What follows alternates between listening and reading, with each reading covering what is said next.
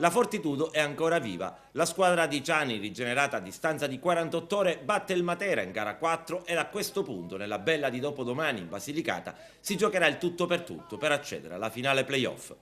Che la squadra di Ciani non si arrenda mai da 7 spiriti come gatti lo ha dimostrato ieri sera al termine dell'ennesima partita, combattutissima e senza esclusione di colpi. Sotto i tabelloni si è lottato per 40 minuti. Alla fine il match si è concluso 78-72 con una super prestazione di Kjagic che alla fine ha messo a segno 21 punti ma ha recuperato una quantità impressionante di ribalzi.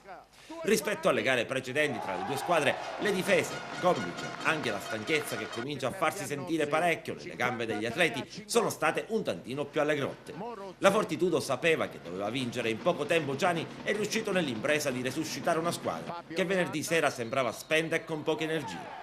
Si va quindi alla bella con un grande rammarico, quello di avere sciupato la grande occasione di chiudere il discorso Matera nel doppio confronto casalingo.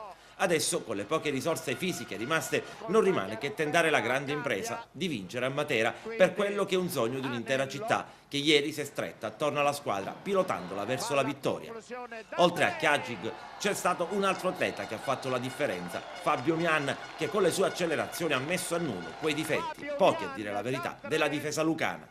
Quello che ci premeva maggiormente era quello di cancellare nella memoria di tutti e davanti agli occhi di tutti la prestazione di venerdì, che non è stata all'altezza delle nostre qualità e di quello che abbiamo fatto quest'anno.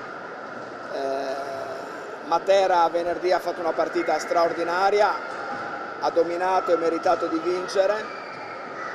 Oggi ha fatto un'eccellente partita, forse non straordinaria, ma voglio pensare che una buona parte dei meriti di questo possano andare a una Fortitudo che non ha concesso di giocare agli avversari secondo i propri ritmi e i propri desideri, ma gli ha imposto determinate situazioni in chiave anche tattica.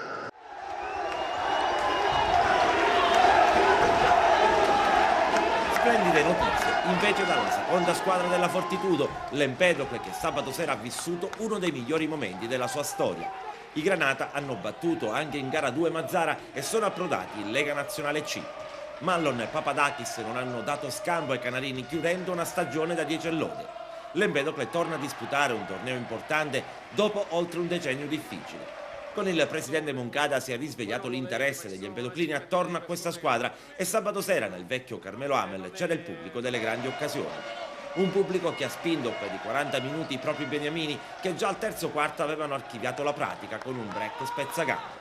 Mazzara è rimasta in partita per 20 minuti, poi ha ceduto alla classe eccelsa dei Granata, che hanno dato il massimo per evitare di ricorrere alla bella.